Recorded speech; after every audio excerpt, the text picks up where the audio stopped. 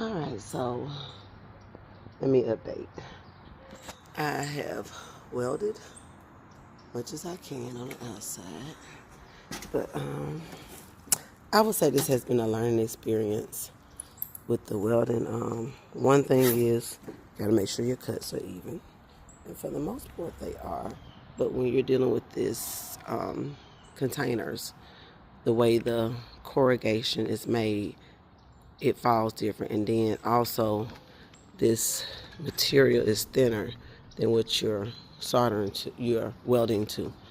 So it caused me some problems. The other videos I didn't see where they covered this, but it caused me some problems. Well, when you see the dark spots, and today I want to caulk off, go ahead and seal it off with that. So what I'm going to do today is clean it up around there so it will have a good surface to adhere to. So we're going to use some Awesome and some Brillo pads and make sure it's clean and ready to be sealed.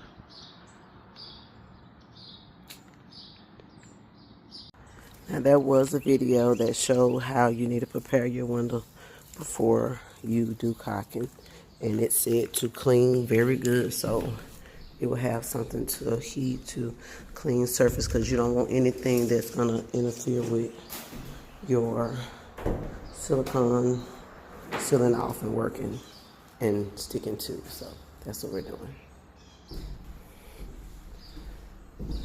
I will give you a walkthrough, but I got an hour to clean, so we'll walk through a little later.